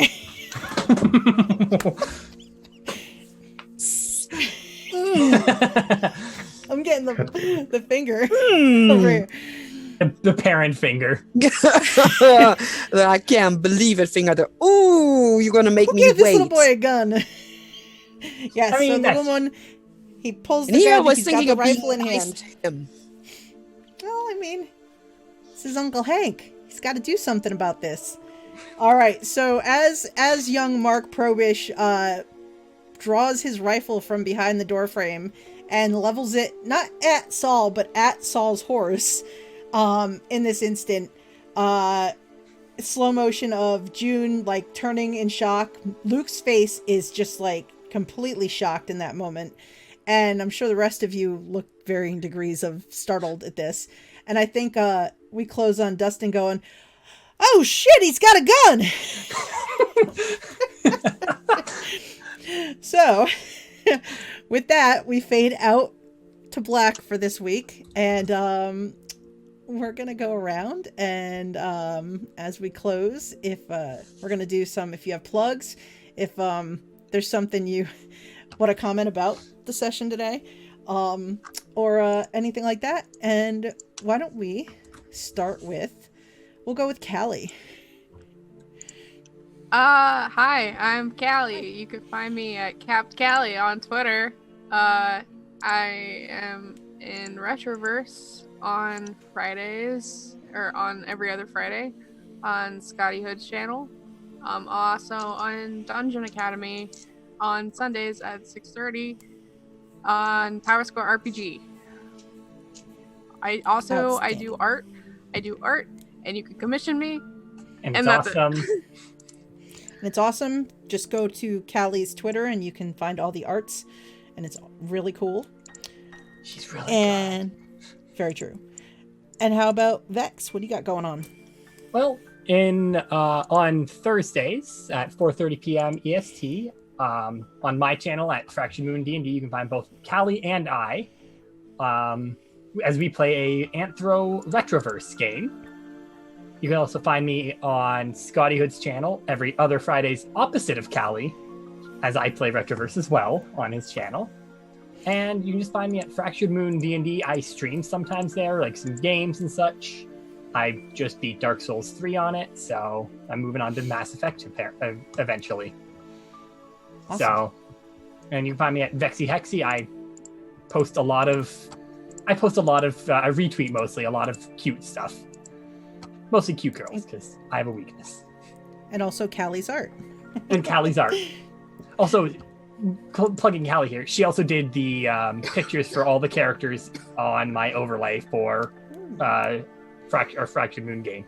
Or not Fractured Moon, our Retroverse game. It's awesome. Awesome. Does that mean Very she's cool. gonna make us some too?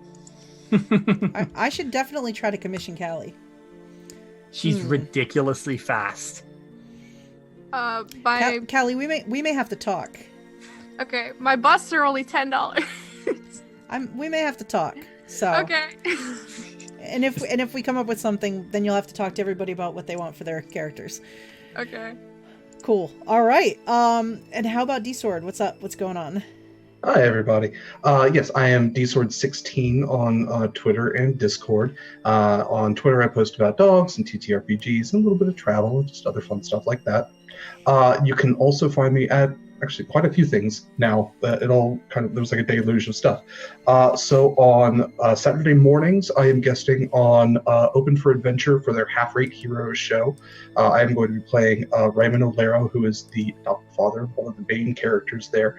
And I'm going to be at least there for this coming Saturday. Maybe more. We'll see how it goes. Saturday evenings, I will be on the Stalwart channel on Twitch. That is STAULWART.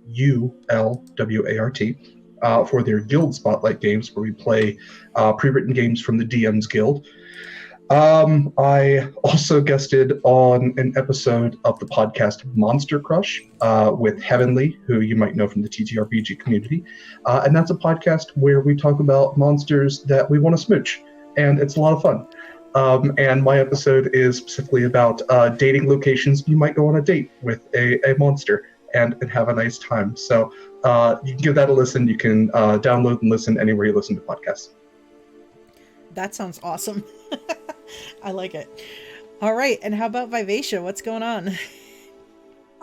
You can find me here on Twitch as Vivacia. You know, I play a variety of game. I recently got re-addicted to Sims 4. I am starting out a Simdu Valley challenge. Still got to build everything. My world is empty aside from my sim and her farm. I also do the 100 baby challenge because very clearly working with toddlers all day is not stressful enough.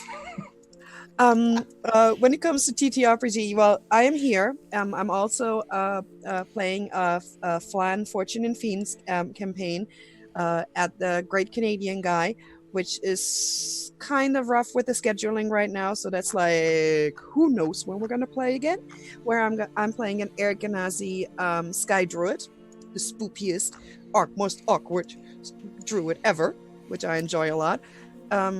Yeah. And that's about everything I'm doing. But if you want me to play with you, just hit me up. I love playing all the crazy stuff. I mean, I played Die Laughing, which was hilarious, you know. Pretty much everything. I played Alas the Awful Sea, where I was the cook confidant, where I cooked the new things. So just hit me up and I'll bring the awkward. Outstanding. Very cool. And I am Jeanette. You can find me at JEBriggs79 on Twitter. You can find me here every other Sunday at 4:30 p.m. We play Skull and Shackles as a D&D 5e adventure. Every other Monday at 7 p.m. we have a Call of Cthulhu Old West game. That isn't this game. It's a different game. But it may be in the same world. Who knows what might happen if they do stuff or these guys do stuff. Who knows? And then this game is every other Tuesday at 7 p.m. And this weekend you can find me on Sunday at 1 p.m. on Little Red Dot's Twitch. I'm going to play in a Sunday Fun Day D&D game. I haven't done one on her channel yet. I've had her DM for me and other things, but I'm excited to play with her again because she's fantastic. And every other Saturday night, so I believe our next game is the 25th at 7 p.m. on Scotty Hood's channel. There's a bunch of us that play with Scotty Hood because Scotty's awesome. Yes. I'm playing in Ghost of Saltmarsh, and I play a Liminal monk. Liminal is a race that Scotty came up with in some of his content that he's making for DM's Guild. He's got some stuff up if you go look for it. And I love my monk. It's one of my favorite characters, so I'm looking forward to that. But otherwise, I have a Patreon if you want to check it out. I try to post things there that consolidates everything. Whenever I post videos to YouTube, I put some of the adventures that we're doing eventually are going to end up as podcasts. I've already got a few of those out there. And otherwise, just working on ideas for doing some one-shot games down the road, like maybe a Saturday or two a month, various systems, because I've got a ton of systems I still want to play. And I mean, I don't have a lot of time, but why not? I mean, it's fun. So that's my plan. But thank you all for playing today, and sorry I left you on a cliffhanger, but they're always so much fun. It's always great. It's awful, but great.